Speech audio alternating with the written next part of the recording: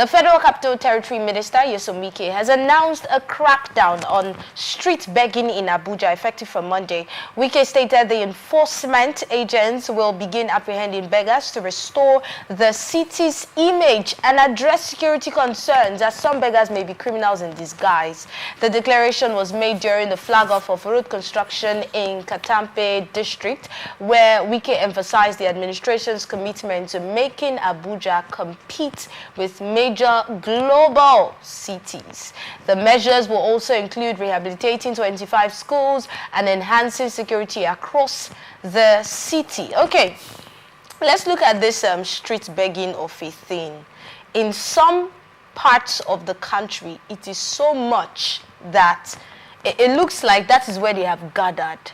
And if you're walking past, when I said during the intro, they get to harass people who are passing by. I don't know if you have ever experienced these people, some of them, if you have ever experienced them, the way they will hold you, the kids will just wrap their hands around your leg and you're not moving, you can't move, you can't do anything, and you cannot beat them because they are children. So let's get your thoughts on what Wike has said concerning street begging in the FCT. What Wike has said, the FCT minister has said, is not bad, because street begging defaces a city. That's the truth about it. You go to cities around the world, people are there, they're begging though, but you don't see it the way you see it here. You don't see it the way you see it there, because I know when I was in Paris, somebody was begging. So people came to beg me. They beg a lot in France. So, so it's not a Nigerian thing. It's not a Nigerian thing alone. But the way it is done here, the way it happens here, you see the whole place is dirty. The whole place is smelling. The whole place is sad. So yes, street begging defaces the city. But one thing we also need to understand is that most of these things become more prevalent because of the economic hardship and situations. People, you realize that it's not even, before now, when you talk about street begging, you may realize that you had just those children that look like Nigerian children and all, and now it's no longer just them. Street begging is now almost everybody will soon start going to the street to beg. Oh God, because no. I don't pray it gets to that level. Because the hardship has thrown people into begging. You see, a man can no longer feed his home. A woman cannot take care of her children. So she takes to the streets to go and beg, to go and solicit for help. So we also need to understand that, yes, while what the FCT minister, Nyesom Wike, has said is critical and important to be taken into consideration, we also need to understand that this stems from, it's like a product. When you do 1 + 1, it equals to something. So this equals to should not be blamed. It's coming from somewhere. It's coming from either 2 + 2 or 1 + 1. So while we want to tackle street begging, we should tackle the causes. What are those things that are leading to this prevalent case of street begging? Also, you also need to realize that you must look for an alternative for them. You know, street begging is almost synonymous with street hawking in a way. People, the hawkers and all, yeah, it's true. Sometimes people have to be extra careful on the road when they are driving in traffic, because you could just be pressing your mobile device and somebody snatches it from you, and you can't even come down to chase the person. Before you know, they're always very fast. Yeah, they know all the in local parlance, all the ways in on that road, and they have one agent to the other. Before you know, even if you apprehend the person who took the phone has exchanged like 10 hands before you can finally get it. So yes, Mr. FCT Minister, this is a laudable one, but also realize that while you are putting this consideration, you should also consider the fact that there is a cause, there's a reason. Street begging and all of these hawking exercises in the major cities are a product of something. And what is that something? Economic hardship, hard times for people. And you also have to ensure that you tackle that and also look for ways to rechannel and harness these street beggars or hawkers. If not, you end up causing and raising a gang of criminals who would then eventually go down to the smaller places to obstruct the daily lives of people, because when they don't have anything to do, they'll channel their energy somewhere else. You talked about this reducing security. improving security, because some of the street beggars, like you said, might be criminals who are disguising as beggars. Definitely. But like you have said, if you don't engage them in something else that is meaningful and productive to the society, they might just get into, like, it might increase the crime that you're trying to reduce. You know, people say that in the community. People usually say that the thin line between love and hate. That's the way it is. It's just a thin line. If you do not handle it properly, what you are fighting will become what you created. So that's it. But how can you really engage these people? If you look at it, basically, like I said, hardship. This is the primary problem of many people who are begging. They have hard time feeding. They have hard time doing this or that. Let me come in there now. Remember, I saw a video on social media recently of a woman who was begging with some children. You know, the way they'll just put their children on the floor and they're begging. They're babies.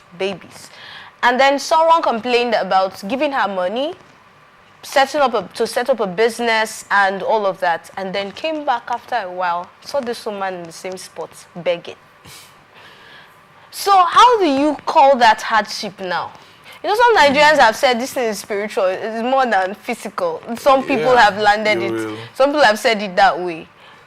You will then agree with me that when I always speak in your studio, there's almost no time I speak I don't talk about orientation and mindset. Orientation and mindset is one of the biggest problems for Nigerians, not just politicians now, Nigerians generally. There's a wide gap because, first, why should you give birth to so many children when you cannot take care of them? You've given birth to 1, 2, 3, and you can see that it's a hard time fending for these 3. Why go to give birth to more? People should be able to give birth to the number of children that they can cater for. So we should have that as a law like some other countries. If it has to come up as a law, then it should start coming up as a law. How would that be viable here? This place where, in this country where we see children as achievements. That's the problem. Mentality issues. Some people give birth to children in a massive quantity. Let me use that word, that expression.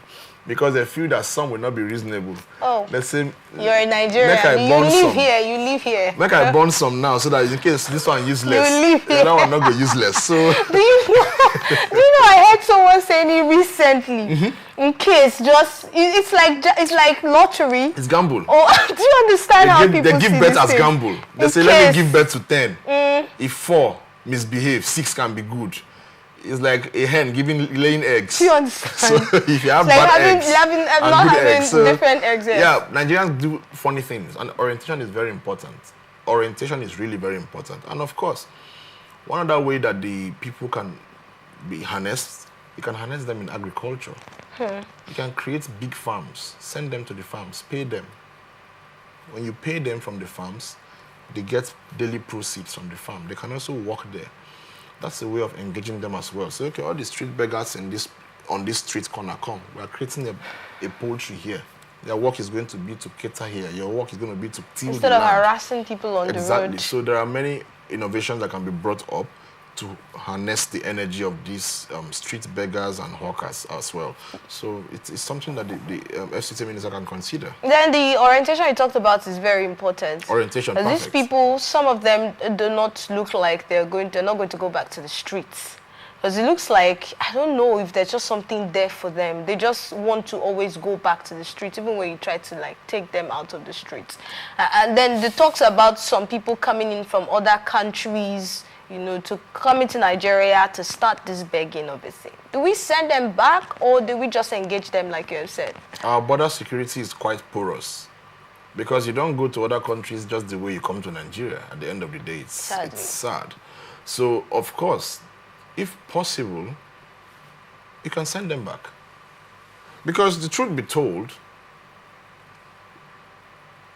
I know that every country is meant to open their arms to immigrants coming in, those seeking asylum and all of those things, and those who are coming in based on all of this immigration hardship and all. Some people are also facing hardship in their countries, and they're coming to this place. They see Nigeria as a big brother.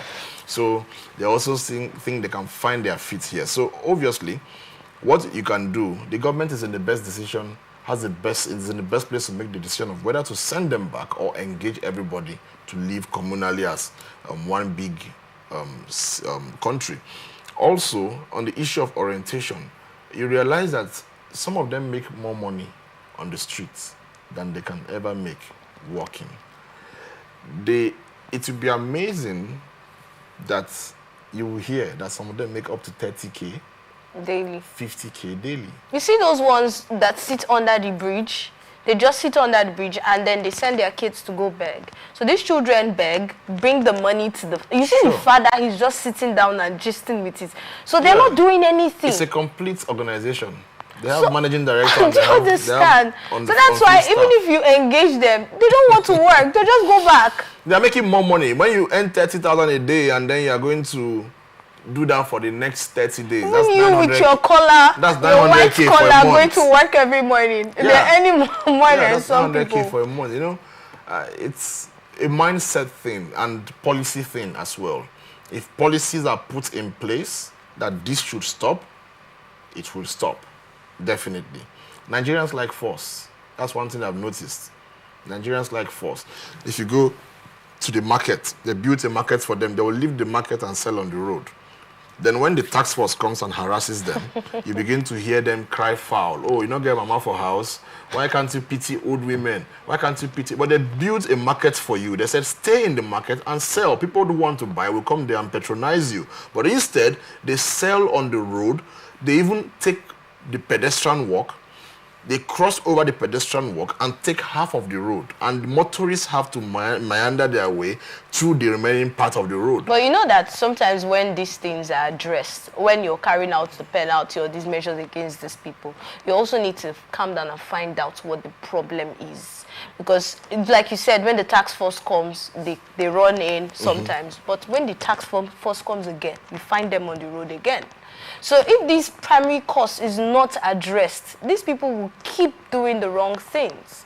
So that's where what you said about handling the case of hardship, putting measures. If you don't do that, these people might want to come back to the street. But